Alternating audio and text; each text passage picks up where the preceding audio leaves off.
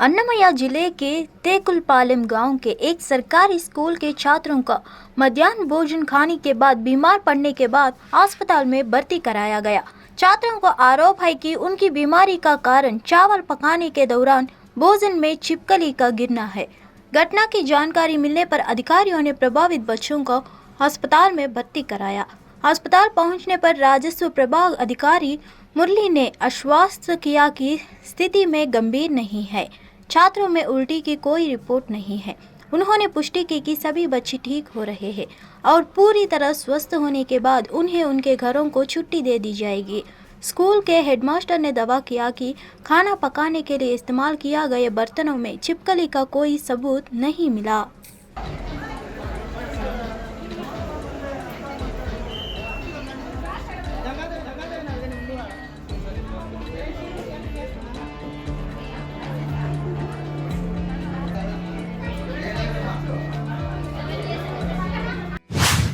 राष्ट्रीय राजधानी का वायु गुणवत्ता सूचकांक बहुत खराब श्रेणी में रहा। धुंध की एक परत ने राष्ट्रीय राजधानी को ढक लिया, जिससे लोगों के लिए सांस लेना मुश्किल हो गया। System of air quality and weather forecasting and research India के अनुसार राष्ट्रीय राजधानी का समग्र AQI 373 दर्ज किया गया है। कई निवासियों और यात्रियों ने सांस लेने में तकलीफ की शिकायत की और सरकार से वायु प्रदूषण पर अंकुश लगाने का आग्रह किया।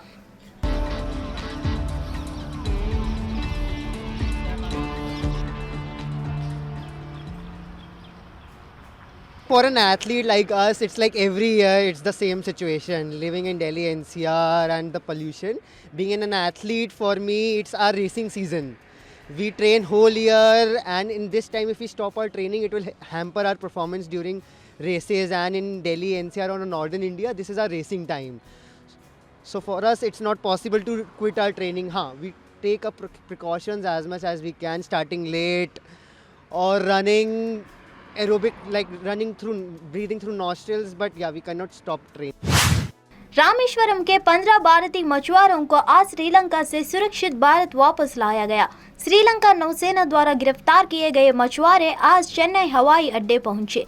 इससे पहले तमिलनाडु के रामेश्वरम के कम से कम 22 मछुआरों की श्रीलंकाई नौसेना ने अंतर्राष्ट्रीय जल क्षेत्र में भटकाने के कारण पकड़ लिया था, जिन्हें रिहा कर दिया गया और वे नावों के माध्यम से पम्बम पहुंचे।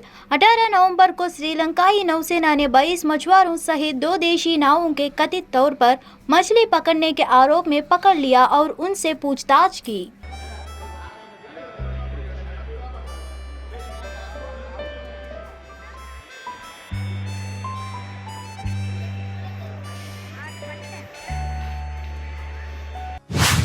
उत्तर प्रदेश के मुख्यमंत्री योगी आदित्यनाथ ने लखनऊ स्थित अपने सरकारी आवास पर भारत में बेल्जियम के राजदूत DDR वेंडर हसेल्ट ने शिष्टाचार भेंट की। इसकी जानकारी देते हुए सीएम योगी ने सोशल मीडिया प्लेटफॉर्म X पर लिखा है कि उनकी राजदूत DDR वेंडर हसेल्ट से चर्चा बेल्जियम और उत्तर प्रदेश के बीच संबंधों को गहरा करने, सहयोग के रास्ते तलाशने और आपसी विकास की अपार संभावनाओं पर केंद्रित थी।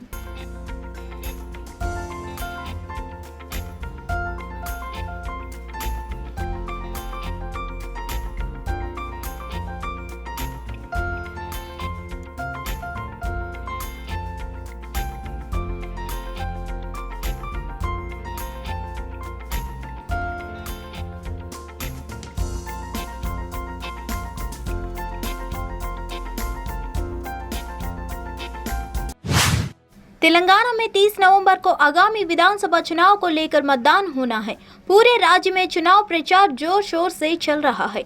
इसी बीच पुलिस ने एक कार से 2 करोड़ को कैश बरामद किया है। हयातनगर पुलिस और अब्दुल्लापुर में पुलिस ने एक संयुक्त अभियान में तेलंगाना के रंगारेड्डी में 2 करोड़ की बेहिसाब नकदी जब्त की है और इसी के साथ 5 लोगों के गिरफ्तार भी किया गया है। चुनाव से पहले जनता को लुभाने के लिए कैश का इस्तेमाल किया जाता है। ये गुप्त विश्वसनीय सूचना मिलने के बाद पुलिस ने रंगारेड्डी के पेदा अंबरपेट में 2 कारों को रोका और उसमें से 2 करोड़ रुपए नकल मिले। मिली रकम को तुरंत ही मौके से जब्त कर लिया गया है।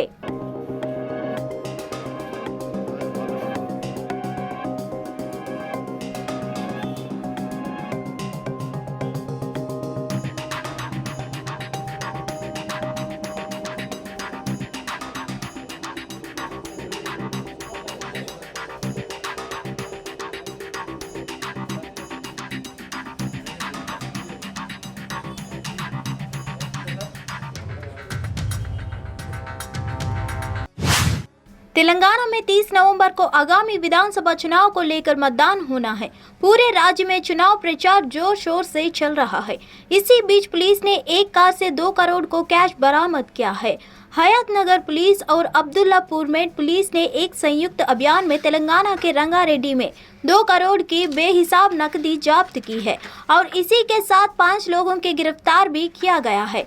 चुनाव से पहले जनता को लुभाने के लिए कैश का इस्तेमाल किया जाता है। ये गुप्त विश्वसनीय सूचना मिलने के बाद पुलिस ने रंगारेड्डी के पेद्दा अंबरपेट में 2 कारों को रोका और उसमें से 2 करोड़ रुपए नकल मिले। मिली रकम को तुरंत ही मौके से जब्त कर लिया गया है। बिल्कुल एक फर्जी विप है। केंद्रीय गृह मंत्री अमित शाह ने राजस्थान में कांग्रेस और अशोक गहलोत सरकार पर जमकर निशाना साधा। अमित शाह ने कहा, राजस्थान की कांग्रेस सरकार विफल और नाकाम है। मैं विश्वास के साथ कर रहा हूं कि राजस्थान में अगली सरकार बीजेपी की बननी तय है। अमित शाह ने कहा कि लाल डेयरी राजस्थान में भ्रष्टाचार का प्रतीक बन गई है। सभी लोग राजस्थान सरकार से परेशान है। पेपर लीक माफिया यहां सक्रिय है। कांग्रेस के 5 साल के कार्यकाल में गबन के कई सारे मामले सामने आ चुके हैं। गहलोत की खुद की गारंटी नहीं है, वह दूसरों की क्या गारंटी देंगे। अशोक गहलोत का एक ही एजेंडा है और वो है वैभव गहलोत को सीएम बनाना। केंद्र में आपकी सरकार थी 10 साल तक, 2004 से 14। तब आपने राजस्थान के लिए क्या किया, उसका जवाब कांग्रेस पार्टी नहीं देती है। मैं आज इस प्रेस वार्ता के माध्यम से राजस्थान की जनता को बताना चाहता हूं कि ग्रांट इन एड और डिवैल्यूएशन फंड का अगर टोटल करें तो 2004 से 14 तक 2 लाख करोड़ रुपया कांग्रेस सरकार ने राजस्थान को दिया था। मतलब 10 साल में 2 लाख करोड़ रुपया। और भारतीय जनता पार्टी की सरकार ने ये 2 लाख करोड़ के सामने 9 साल में 8,70,000 करोड़ रुपया राजस्थान को देने का काम किया है, लगभग 4.5 गुना। राजस्थान सरकार ने 5 साल में सबसे खराब स्थिति अगर किसकी रही है तो महिलाओं की रही है, दलितों की रही है। महिलाओं और दलितों पर अत्याचार के ढेर सारे मामले राजस्थान में अब देखने को मिलते हैं और गहलोत सरकार। डॉक्टर रमन सिंह छत्तीसगढ़ के मुख्यमंत्री भूपेश बघेल राजस्थान में चुनावी सभा और रोड शो के लिए रवाना होने से पहले एयरपोर्ट पर पत्रकारों से चर्चा की। इस दौरान उन्होंने केंद्रीय गृह मंत्री अमित शाह पर निशाना साधा। उन्होंने कहा, अमित शाह के बेटे में कौन सी योग्यता है जिसे उन्होंने बीसीसीआई सचिव बनाकर रखा है। दूसरों के बेटे के बारे में क्यों बोलते हैं, अपने बेटे के बारे में बताओ कि उसमें कौन सी योग्यता है। पूर्व सीएम डॉक्टर रमन सिंह ने अधिक सीट लाने के दावे पर मुख्यमंत्री भूपेश ने तंज कसा है। उन्होंने कहा कि जब उनकी लोकप्रियता चरम पर थी तब उन्होंने 52 से 55 सीट के ऊपर नहीं पहुंचे, तो फिर अब कहां से ला पाएंगे। सीएम ने कहा कि रमन सिंह अपने कार्यकर्ताओं को ढंढस बधाए रखने के लिए कह रहे हैं, ऐसा 3 दिसंबर तक कहते रहेंगे। ठीक भी कर रहे हैं, इसके अलावा उसके पास है क्या। जब रिजल्ट आएगा तो सबको पता चल जाएगा कि वो 15 सीट से आगे बढ़ रहे हैं कि नहीं बढ़ रहे हैं। देश भर में कार्तिक एकादशी त्योहार का लेकर पूजा अर्चना की जा रही है। कार्तिक एकादशी त्योहार को लेकर महाराष्ट्र के डिप्टी सीएम देवेंद्र फडणवीस अपनी पत्नी अमृता फडणवीस के साथ पंढरपुर के श्री विठ्ठल रुक्मिणी मंदिर पहुंचे, जहां पर डिप्टी सीएम फडणवीस अपनी पत्नी के साथ पूजा अर्चना की।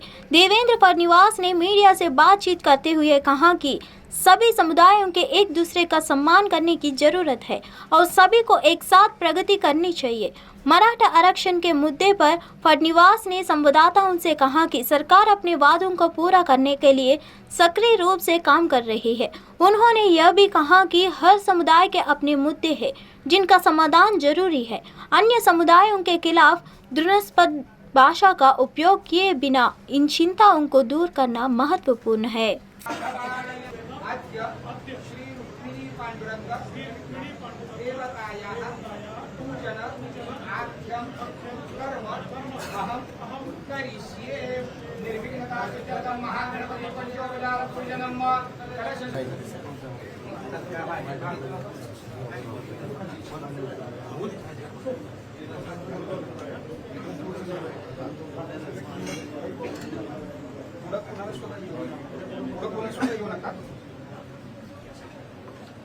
सगळेजण बाजूला सरका.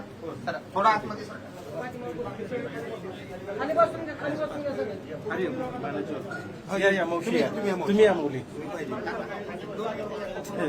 नरपुरीचा नीळा लावण्याचा पुतळा विठो देखियला डोळा बाये.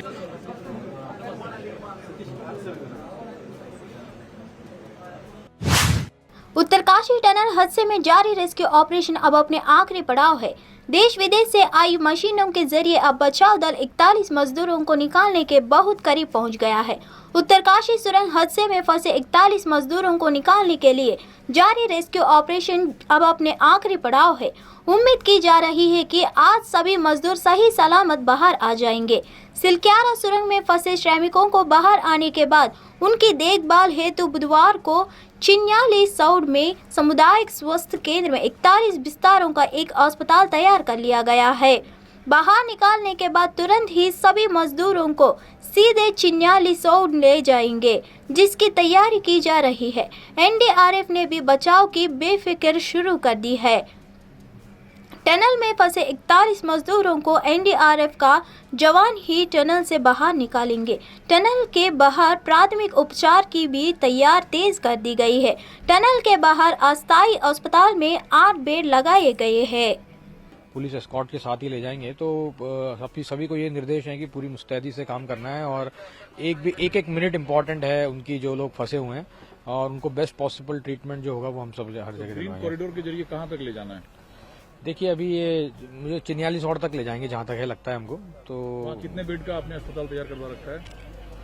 देखिए इस बारे में डीएम साहब ज़्यादा बता पाएंगे आपको कि कितने बेड हैं, बट उसमें बेस्ट पॉसिबल फैसिलिटीज़ हैं और जितने ट्रैप्ड हैं उन सबके लिए प्रॉपर फैसिलिटीज़ हैं। पहले सबको चिन्याला सौड़ लेकर जाया जाएगा जी, उसके बाद जरूरत हुई तो आगे ऋषिकेश ले जाया जाएगा जी। अभी खुद यहाँ आप मौजूद हैं, क्या सूबे के मुख्यमंत्री आने वाले हैं? जी हाँ, अभी कुछ वीआईपी मूवमेंट्स की उम्मीद है। जनरल वीके सिंह साहब भी आ रहे हैं, मॉर्थ के सेक्रेटरी भी आ रहे हैं।